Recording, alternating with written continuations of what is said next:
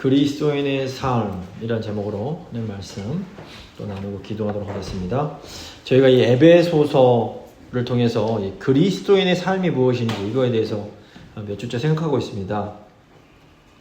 이 사도 바울은 그리스도인의 삶을 그리스도를 배우는 것으로 설명을 합니다. 그리스도를 배우는 것은 예수 그리스도를 닮아가는 것입니다. 예수 그리스도를 배우려면 옛사람을 벗고 새 사람을 입어야 됩니다. 이렇게 옛사람을 벗고 새 사람을 입는 것을 신학적으로 성화라고 부릅니다. 성화는 하나님의 은혜로 점점 더 거룩해져 가는 겁니다. 이 그리스도인의 삶이라는 것의 핵심이 바로 성화라고 볼 수 있습니다. 성화는 또 이 성령의 열매를 맺는 삶으로도 설명할 수 있습니다. 성령을 받은 사람은 시간이 가면 갈수록 그 성품이 아름다워집니다. 저희가 이제 지난 주일에 이 성화, 예수님을 닮는 것, 옛사람 벗고 새 사람 입는 것에 대해서 두 가지 특징을 살펴봤습니다. 하나는 진실함에 대한 것이었고 다른 하나는 이 분노에 대한 것이었습니다. 그리스도인은 진실해야 됩니다. 진실하다라는 것은 옆에 있는 성도들과 우리의 마음을 솔직하게 이렇게 나누는 겁니다. 이 그리스도인들이 위선, 거짓을 조심해야 되는데 이 위선을 피할 수 있는 최고의 방법 중 하나가 다른 성도들과 이 마음을 솔직하게 나누는 겁니다. 또 그리스도인은 이 분노를 잘 다스릴 수 있어야 됩니다. 이 분노에는 바른 분노와 잘못된 분노가 있습니다. 근데 우리 분노가 바른 분노인지 어떻게 알 수 있습니까? 내가 가장 소중하게 여기는 것이 무엇인지를 생각하는 겁니다. 그러니까 내가 무엇을 예수님보다 더 소중하게 생각하기 때문에 화가 난다? 이건 잘못된 분노입니다. 이때는 가능한 한 빨리 회개를 해야 됩니다. 회개가 뭡니까? 잘못된 길에서 떠나서 바른 길로 돌아오는 게 회개입니다. 그래서 회개하면 우리가 이 분노 때문에 죄를 짓게 되는 것을 피할 수가 있습니다. 또 바른 분노, 정당한 분노라고 해도 이 분노하는 방법이 또 중요합니다. 우리가 지혜롭게, 그러니까 천천히 화를 낼 수 있어야 됩니다. 천천히 화를 내기 위해서, 그러니까 노하기를 더디하기 위해서 중요한 것이 바로 믿음입니다. 어떤 믿음입니까? 예수님이 우리 삶에서 가장 소중한 분이라는 믿음입니다. 예수님 한 분만 꽉 붙잡으면 다른 것은 다 결국 다 회복된다. 이 믿음이 있어야 되는 겁니다. 이 믿음이 확실하면 다른 일들에 대해서는 이렇게 노하기를 더디할 수 있게 됩니다. 자, 이제 오늘은 탐심이라는 주제에 좀 집중해 보려고 합니다. 이 그리스도인의 삶에서 탐심이 무엇인지 이해하고 또 그것을 이렇게 죽이고 극복하는 것이 굉장히 중요합니다. 오늘 이제 본 말씀을 세 부분으로 나눠서 살펴볼 텐데 첫 번째는 탐심이 무엇인지를 생각하는 겁니다. 두 번째는 탐심이 왜 위험한가를 또 생각하고 세 번째는 그다음 우리가 어떻게 하면 이 탐심을 죽이고 극복할 수 있는지를 생각해 보겠습니다. 첫 번째, 도둑질과 탐심입니다. 이 오늘 도둑질은 탐심을 상징합니다. 28절 보시면 도둑질하는 자는 다시 도둑질하지 말고, 이 말씀은 이 에베소 교인들 중에서 과거에 도둑질을 했던 사람이 있었음을 의미합니다. 이게 뭘 의미할까요? 과거에 도둑질을 했던 사람들도 복음을 듣고 믿으면 교회의 일원이 될 수 있습니다. 그러니까 아무리 흉악한 죄인일지라도 예수님의 복음이 들어가면 변화가 되는 겁니다. 복음은 사람을 변화시키는 정말로 놀라운 능력이 있습니다. 바울이 도둑질하지 말아라 이렇게 명령할 수 있는 것은 이 복음의 능력을 믿기 때문입니다. 그러니까 우리가 어떤 사람이 도저히 할 수 없는 것을 이거 해! 명령하지 못합니다. 예를 들어서 걷지도 못하는 애기한테 너 뛰어! 이렇게 명령할 수 없는 겁니다. 사도 바울도 마찬가지입니다. 바울이 도둑질을 할 수 없는 사람에게 도둑질하지 말라고 명할 수 없는 겁니다. 그러니까 바울이 어떤 명령을 하는 것은 우리가 그 명령에 순종할 수 있는 힘, 능력이 있음을 믿기 때문입니다. 물론 우리 힘으로는 불가능합니다. 그런데 우리가 예수님을 믿으면 성령께서 우리 안에 임하십니다. 우리 안에 계신 성령님께서는 우리가 죄와 싸울 수 있도록 우리를 도와주십니다. 물론 우리가 완전히 100% 죄를 안 짓고 살 수는 없습니다. 그런데 한 가지 다른 건 뭐냐면 이제 우리는 죄와 싸우면서 살 수는 있는 겁니다. 이 믿음이 있는 사람과 믿음이 없는 사람의 가장 큰 차이가 뭘까요? 믿음이 없는 사람은 죄와 싸우지 않습니다. 하지만 믿음이 있는 사람, 성도는 죄와 싸웁니다. 우리가 죄와 열심히 싸웁니다. 물론 우리가 연약하고 완전하지 못합니다. 그래서 우리가 죄와 싸우다가 실수하고 넘어질 수도 있습니다. 그러면 우리가 어떻게 하면 됩니까? 예수님께 나아가서 그 죄를 고백하는 겁니다. 좀 제가 약해서 또 죄를 지었습니다. 그러면 예수님께서 우리를 용서해 주시고 또다시 싸울 수 있는 힘을 주시는 겁니다. 그렇게 우리가 조금씩 계속해서 영적으로 성장하고 조금씩 더 거룩해져 가는 겁니다. 이것이 성령의 열매가 맺혀가는 과정입니다. 우리가 예수님을 믿었다고 금방 성령의 열매가 확 열리는 게 아닙니다. 우리 안에서 이 성령의 열매가 맺혀가는 데는 사실 오랜 시간이 걸립니다. 그런데 이제 우리가 열심히 싸워야 할 죄 중에 하나가 바로 이 탐심입니다. 오늘 말씀에 나오는 도둑질은 우리가 싸워야 될 이 탐심이 이제 드러나는 것을 말합니다. 우리가 이 탐심과 싸워야 되는데 먼저 이 욕망과 탐심을 좀 구별할 필요가 있습니다. 이 모든 사람에게 욕망이 있습니다. 욕망은 뭔가를 가지고 싶어 하는 겁니다. 뭔가를 하고 싶어 하는 겁니다. 근데 이 욕망은 욕망하는 대상, 즉 무엇을 욕망하는지에 따라서 좋을 수도 있고 나쁠 수도 있습니다. 그러니까 우리가 욕망하는 그 대상이 선한 것이라면 그 욕망은 좋은 욕망이 됩니다. 예를 들어서 하나님을 욕망한다. 이건 너무너무 좋은 욕망입니다. 하지만 우리가 욕망하는 그 대상이 악한 것이라면 그것은 악한 욕망이 되는 겁니다. 죄악된 것을 욕망하면 그것은 악한 겁니다. 반면에 이 탐심은 그 자체로 악합니다. 탐심은 내 것이 아닌 것을 욕망하는 겁니다. 10계명의 10번째 계명이 뭡니까? 출애굽기 20장 17절을 보시면 내 이웃집을 탐내지 말라. 내 이웃의 아내나 그의 남종이나 그의 여종이나 그의 소나 그의 낙이나 무릇 내 이웃의 소유를 탐내지 말라. 이 탐심은 나의 것이 아닌 것을 가지고 싶어 하는 마음을 말합니다. 이 세상에 속한 사람들의 특징이 바로 탐심입니다. 이 세상에 속한 사람들은 남의 것을 부러워하고 그것을 너무 가지고 싶어 합니다. 근데 이 탐심은 결국 우리 삶 속에서 감사를 뺏어갑니다. 이 감사가 사라지고 나면 우리 삶에서 불행이 시작이 됩니다.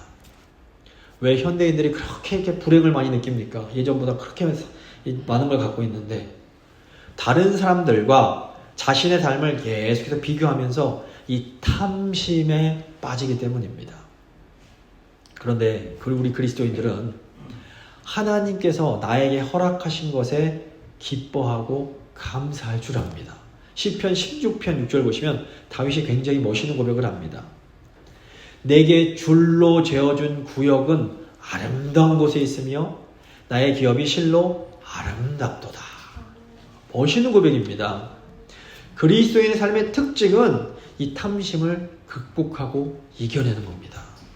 그래서 그리스도인의 삶에는 감사가 있고 기쁨이 있습니다. 우리가 이 좋은 욕망과 이 탐심을 구별하는 방법 중 하나가 바로 이 감사입니다. 감사가 있으면 괜찮은 겁니다. 더 이렇게 크고자 하고 성장하려는 욕망, 이 자체는 죄가 아닙니다. 예를 들어서 학생들이 열심히 공부해서 좋은 학교에 들어가고 좋은 직장에 들어가고 싶어하는 욕망, 이 자체는 나쁜 게 아닙니다. 또 사람들이 열심히 일해서 돈을 많이 벌고 하고 싶어하는 욕망도 그 자체로 나쁜 것은 아닙니다. 그 안에 감사만 있다면 괜찮은 겁니다. 하지만 죄는 언제나 우리로 하여금 잘못된 것을 욕망하게 만듭니다.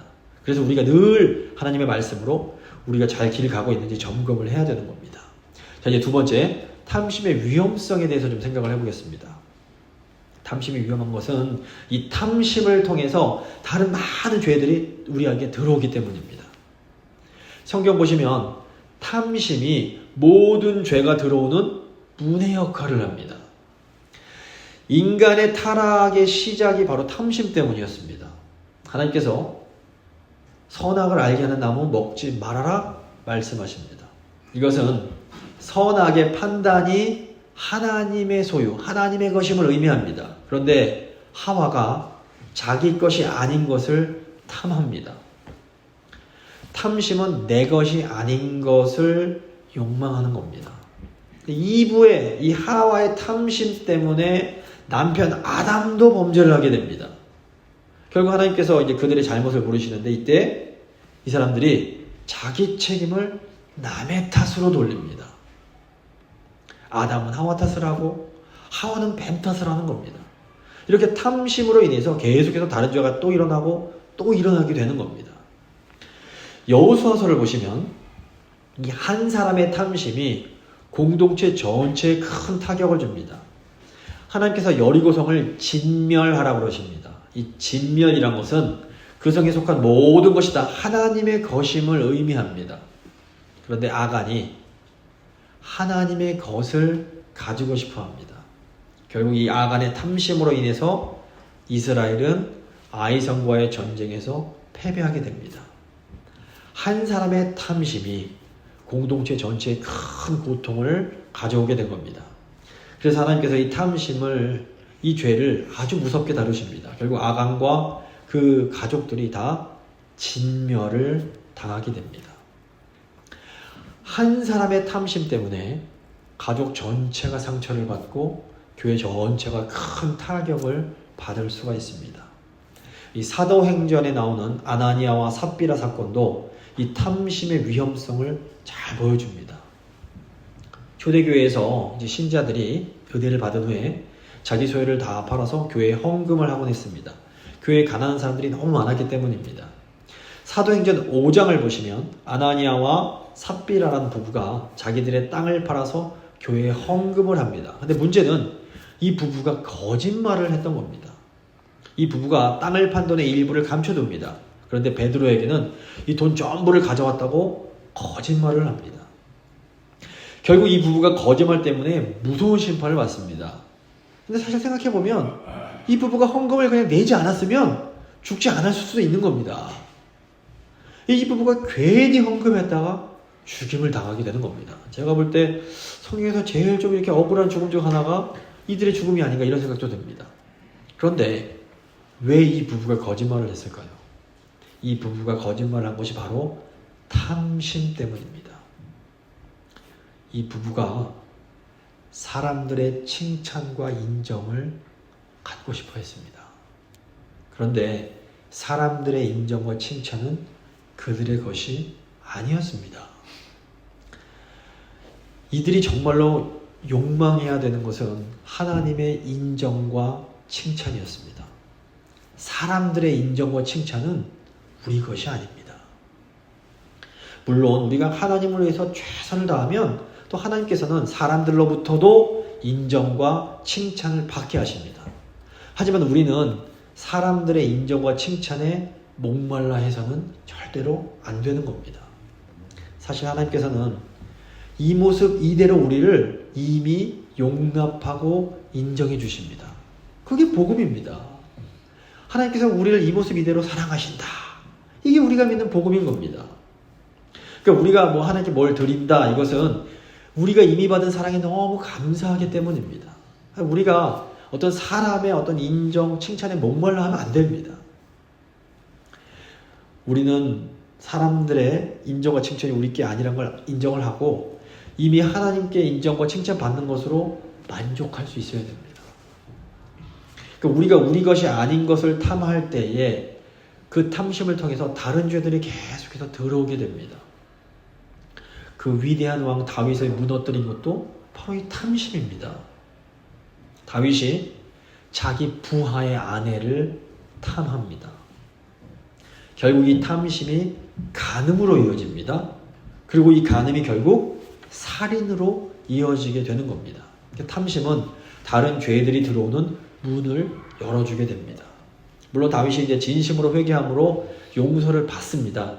하지만 이 다윗이 탐심 때문에 한번 무너진 후에 어마어마한 고난을 받아야만 했습니다.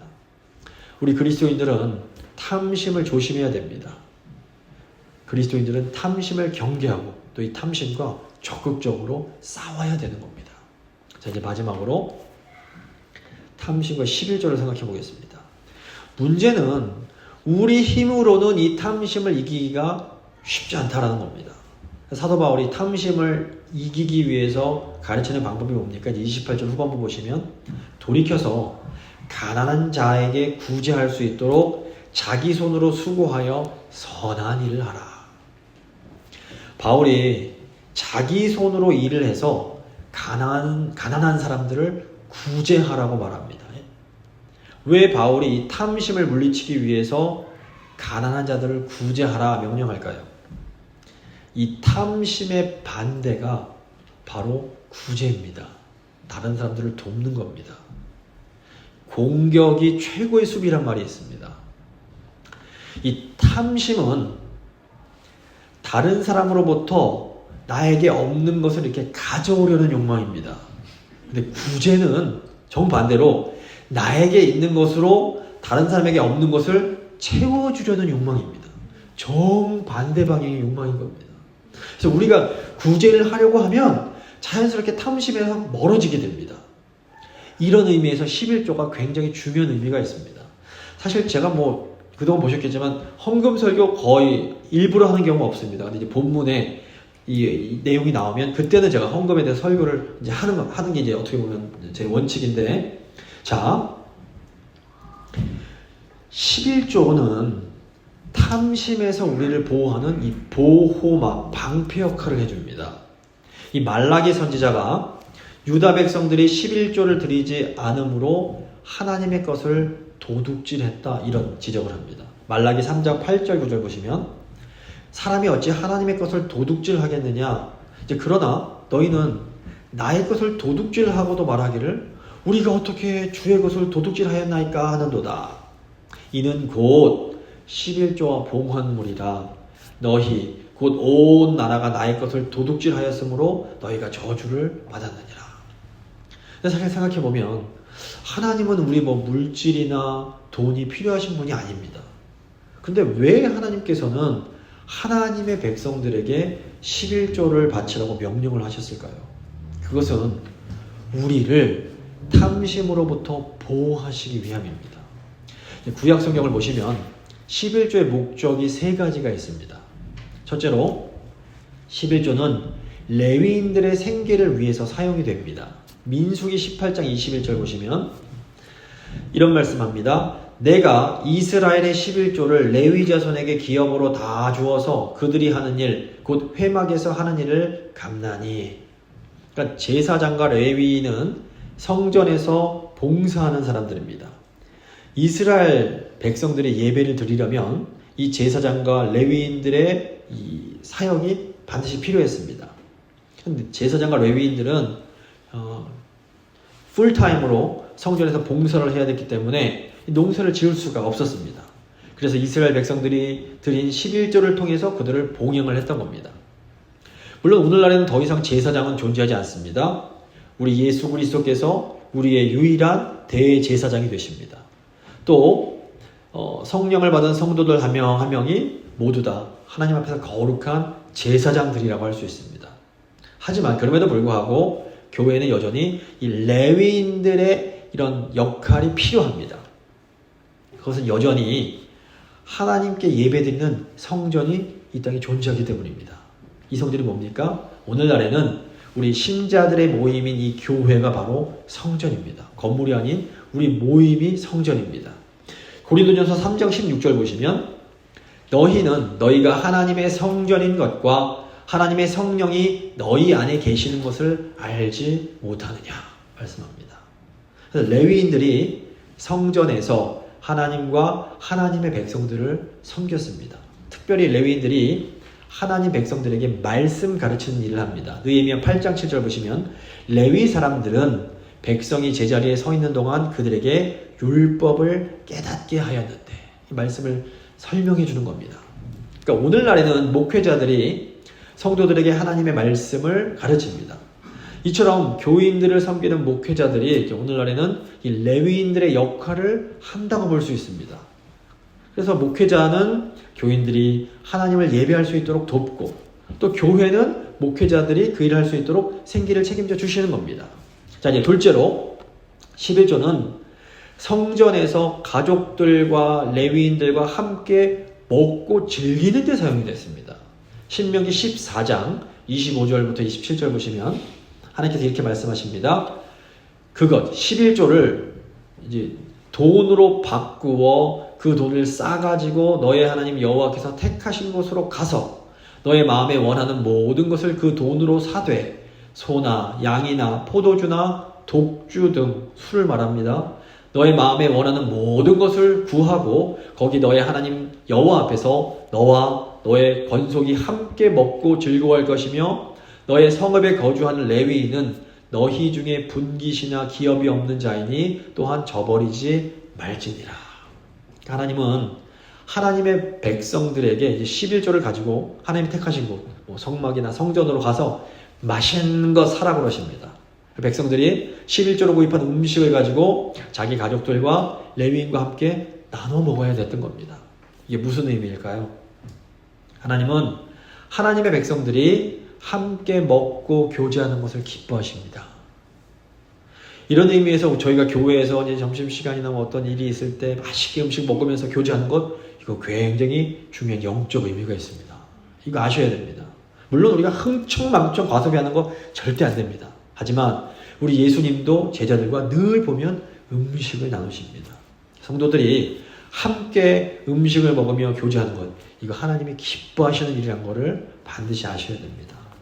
셋째로 11조는 레위인과 가난한 자들을 위해서 사용됩니다. 신명기 14장 28절 29절 보시면 매 3년 끝에 그해 소산의 10분의 1을 다 내어 너의 성읍에 저축하여 너희 중에 분깃이나 기업이 없는 레위인과 내 성중에 거하는 객과 및 고아와 과부들이 와서 먹고 배부르게 하라. 그리하면 너희 하나님 여호와께서 내 손으로 하는 범사에 내게 복을 주시리라. 21조는 그러니까 이스라엘 하나님 백성들 가운데 있는 약한 사람들을 보호하기 위한 거였습니다. 당시 고아나 과부 그리고 이제 나그네들은 뭐 도와주지 않으면 요즘처럼 뭐 사회복지가 없었기 때문에 생계 자체를 유지할 수가 없었던 겁니다. 그래서 이스라엘 백성들이 3년에 한 번씩 가난한 사람들을 위해서 한 번 더 11조를 드리는 겁니다. 요즘으로 치면 그러니까 월급의 10분의 1이 11조라면 월급의 한 30분의 1 정도는 가난한 사람들을 구제하기 위해서 사용을 하라는 겁니다. 그런데 여기 레위인이 왜 들어가는 걸까요? 당시에는 성전에서 봉사하는 레위인들도 경제적으로는 약자에 해당했습니다. 느헤미야 13장 보시면 이제 바벨론 포로에서 돌아온 유다 백성들이 11조를 드리지 않습니다. 그러니까 레위인들이 먹을 게 없으니까 성전을 다 버리고 도망을 쳐버립니다. 느헤미야 13장 10절 보시면 느헤미야가 이렇게 말합니다. 내가 또 알아본즉 레위 사람들이 받을 몫을 주지 아니하였으므로 그 직무를 행하는 레위 사람들과 노래하는 자들이 각각 자기 밭으로 도망하였고, 결국 이제 느헤미야가 유다 백성들의 지도자들을 꾸짖고 11조를 다시 회복시킵니다. 이 11조가 회복이 되니까 예배가 다시 회복이 되는 겁니다.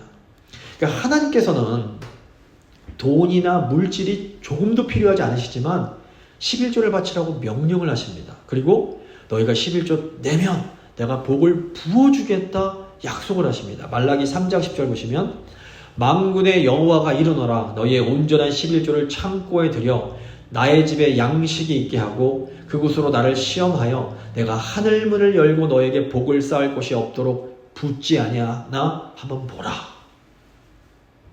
그러니까 우리가 11조를 드릴 때 일단 우리 자신이 탐욕에서 벗어날 수가 있습니다. 또 우리가 하나님께 드린 11조는 하나님 백성들을 돕기 위해서 사용이 됩니다. 결국 이 11조란 것이 우리에게 알려주는 것이 무엇입니까? 하나님이 우리에게 원하시는 것은 결국 우리들의 행복이라는 겁니다. 그러므로 이제 내 안에 어떤 탐심이 발견되면 어떻게 해야 될까요? 내가 뭔가 불만이 쌓이고 감사가 사라지고 남들은 저렇게 있잖아 나는 없고 막 이런 마음이 생기면 어떻게 해야 됩니까? 그때 우리는 더 열심히 헌금을 해야 되는 겁니다. 더 열심히 구제를 해야 되는 겁니다. 이게 꼭 돈만 해당되는 게 아닙니다. 시간도 될 수 있고 재능도 될 수 있습니다.